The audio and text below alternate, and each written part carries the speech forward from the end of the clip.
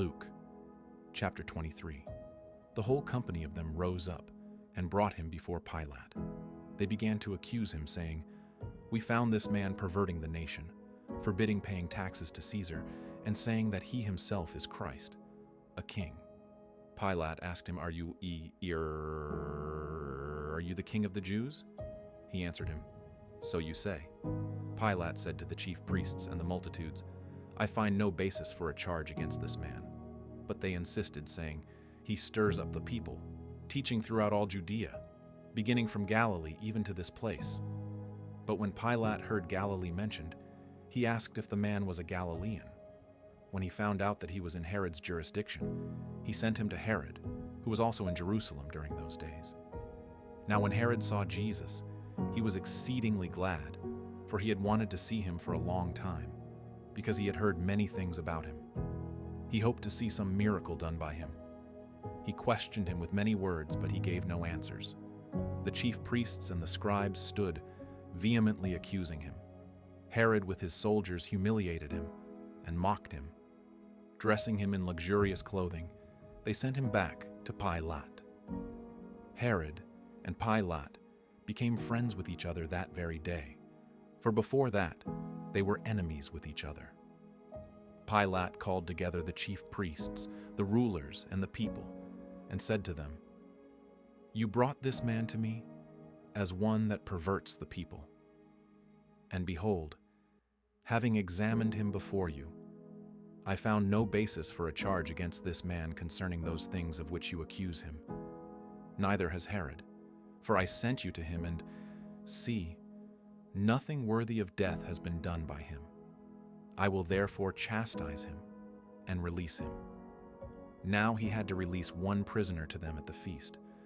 But they all cried out together, saying, "Away with this man! Release to us Barabbas," one who was thrown into prison for a certain revolt in the city, and for murder.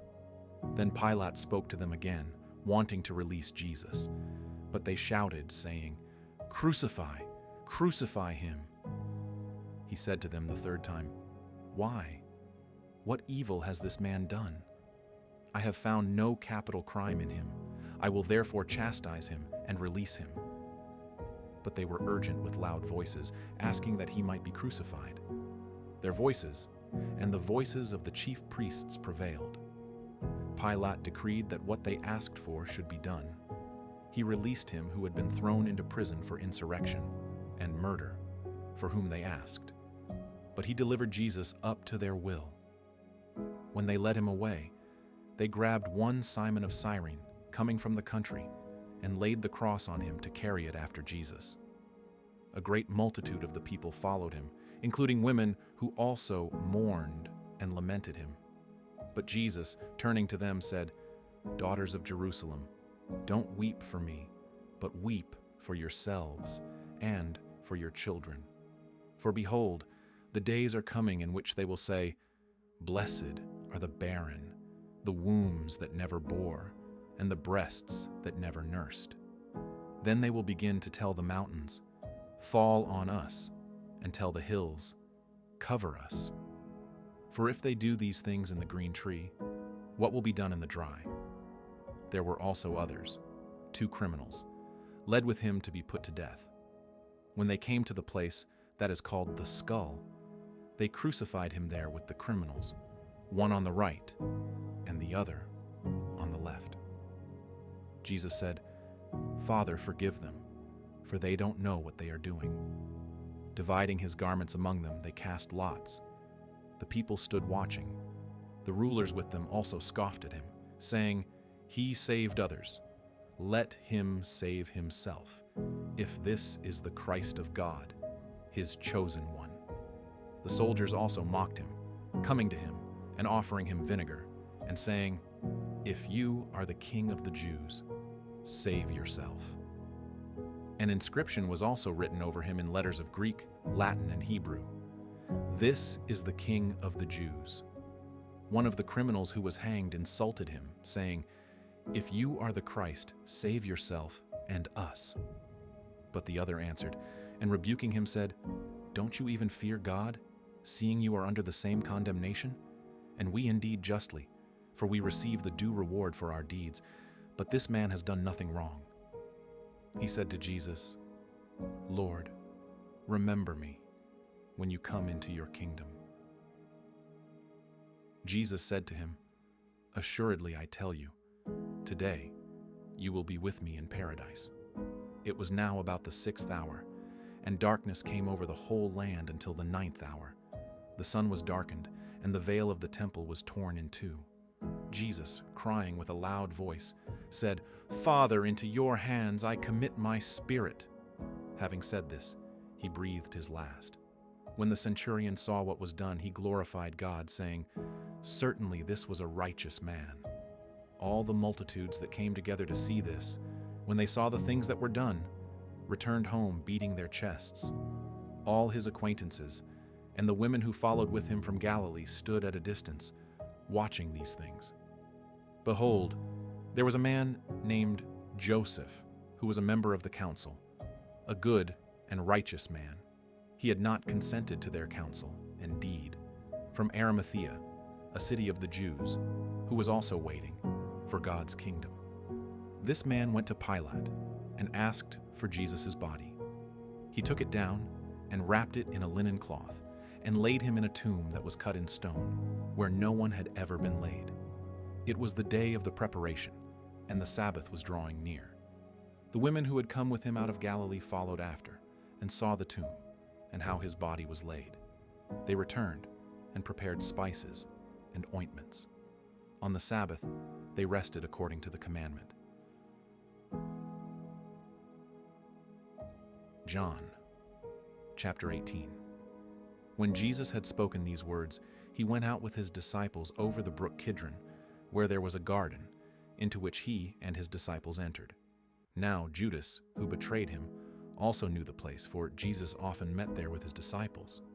Judas then, having taken a detachment of soldiers and officers from the chief priests and the Pharisees, came there with lanterns, torches, and weapons.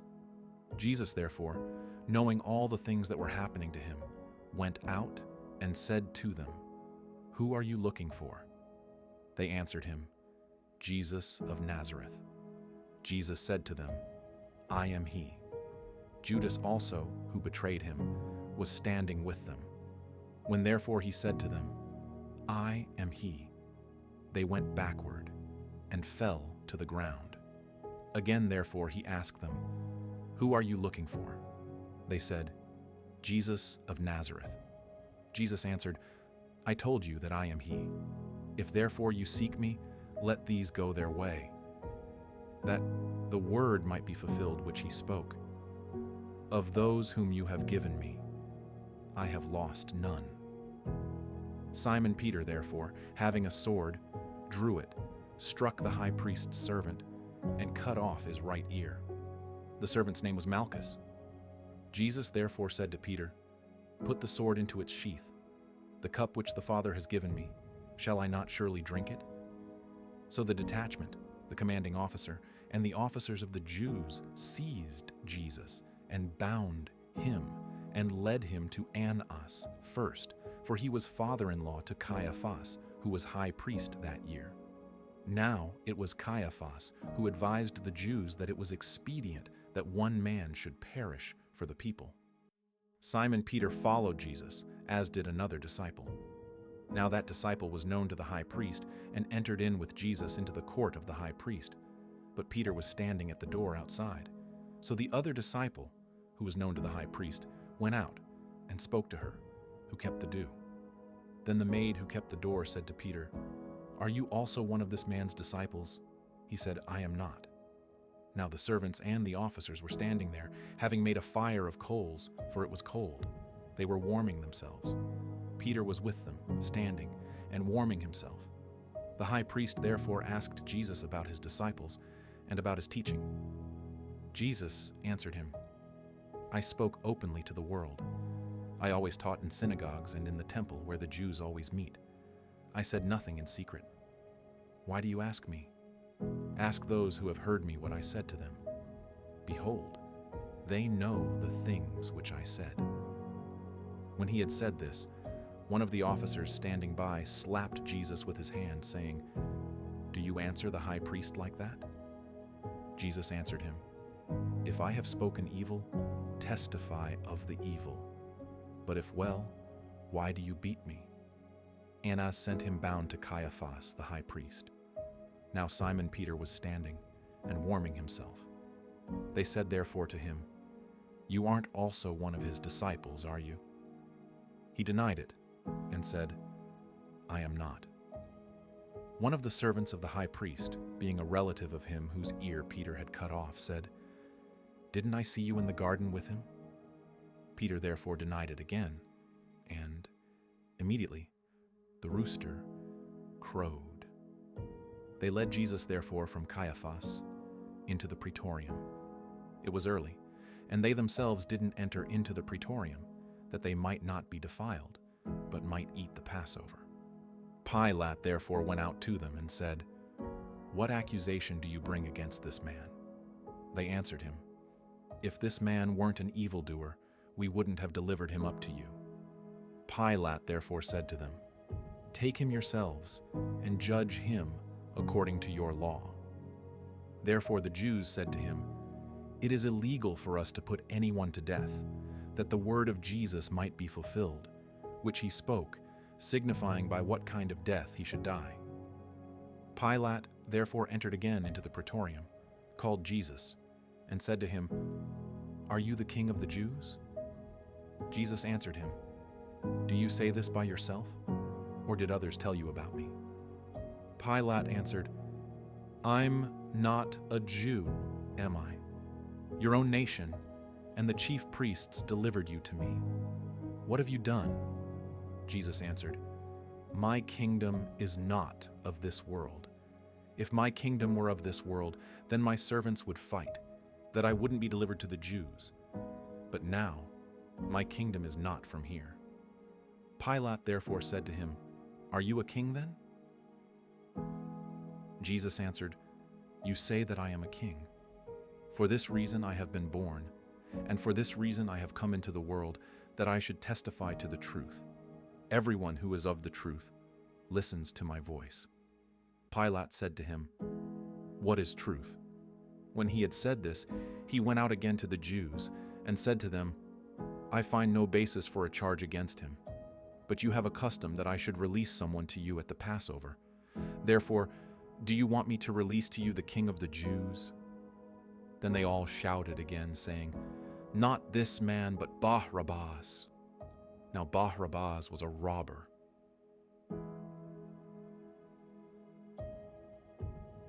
John, chapter 19. So Pilate then took Jesus and flogged him. The soldiers twisted thorns into a crown and put it on his head and dressed him in a purple garment.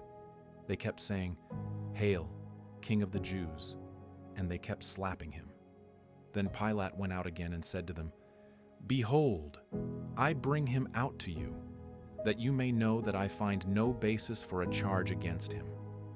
Jesus therefore came out, wearing the crown of thorns and the purple garment. Pilate said to them, "Behold the man." When therefore the chief priests and the officers saw him, they shouted, saying, "Crucify, crucify." Pilate said to them, "Take him yourselves and crucify him, for I find no basis for a charge against him." The Jews answered him, "We have a law, and by our law he ought to die, because he made himself the Son of God." When therefore Pilate heard this saying, he was more afraid. He entered into the praetorium again and said to Jesus, "Where are you from?" But Jesus gave him no answer. Pilate therefore said to him, "Aren't you speaking to me? Don't you know that I have power to release you and have power to crucify you?" Jesus answered, "You would have no power at all against me, unless it were given to you from above. Therefore, he who delivered me to you has greater sin." At this, Pilate was seeking to release him, but the Jews cried out, saying, "If you release this man, you aren't Caesar's friend. Everyone who makes himself a king speaks against Caesar." When Pilate therefore heard these words, he brought Jesus out and sat down on the judgment seat at a place called the Pavement, but in Hebrew, Gabbatha. Now it was the preparation day of the Passover at about the 6th hour. He said to the Jews, "Behold your king." They cried out, "Away with him! Away with him! Crucify him!" Pilate said to them, "Shall I crucify your king?" The chief priests answered, "We have no king but Caesar." So then he delivered him to them to be crucified. So they took Jesus and led him away. He went out, bearing his cross, to the place called the Place of a Skull, which is called in Hebrew Golgotha, where they crucified him, and with him 2 others on either side, one, and Jesus in the middle. Pilate wrote a title also and put it on the cross. There was written, "Jesus of Nazareth, the King of the Jews." Therefore many of the Jews read this title, for the place where Jesus was crucified was near the city, and it was written in Hebrew, in Latin, and in Greek. The chief priests of the Jews therefore said to Pilate, "Don't write, the King of the Jews." But he said, "I am King of the Jews." Pilate answered, "What I have written, I have written." Then the soldiers, when they had crucified Jesus, took his garments and made 4 parts to every soldier a part, and also the tunic. Now the tunic was without seam, woven from the top throughout. Then they said to one another, "Let's not tear it, but cast lots for it to decide whose it will be, that the scripture might be fulfilled, which says, 'They parted my garments among them. They cast lots for my clothing.'" Therefore the soldiers did these things. But standing by Jesus' cross were his mother's sister, Mary, the wife of Clopas, and Mary Magdalene. Therefore, when Jesus saw his mother and the disciple whom he loved standing there, he said to his mother, "Woman, behold, your son." Then he said to the disciple, "Behold, your mother." From that hour, the disciple took her to his own home. After this, Jesus, seeing that all things were now finished, that the scripture might be fulfilled, said, "I am thirsty." Now a vessel full of vinegar was set there. So they put a sponge full of the vinegar on hyssop and held it at his mouth. When Jesus therefore had received the vinegar, he said, "It is finished." Then he bowed his head and gave up his spirit. Therefore the Jews, because it was the preparation day, so that the bodies wouldn't remain on the cross on the Sabbath, for that Sabbath was a special one, asked of Pilate that their legs might be broken and that they might be taken away. Therefore the soldiers came and broke the legs of the first and of the other who was crucified with him. But when they came to Jesus and saw that he was already dead, they didn't break his legs. However, one of the soldiers pierced his side with a spear, and immediately blood and water came out.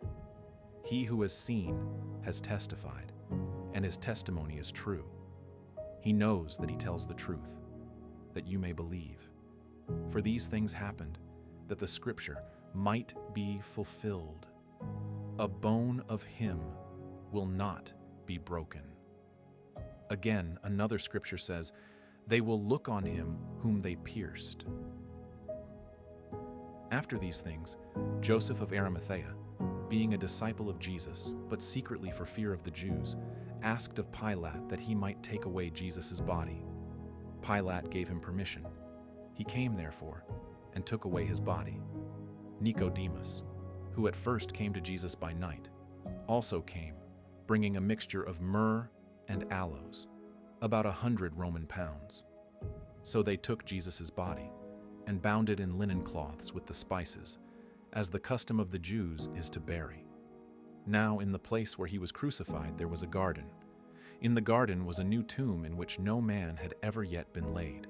Then, because of the Jews' preparation day, for the tomb was near at hand, they laid Jesus there,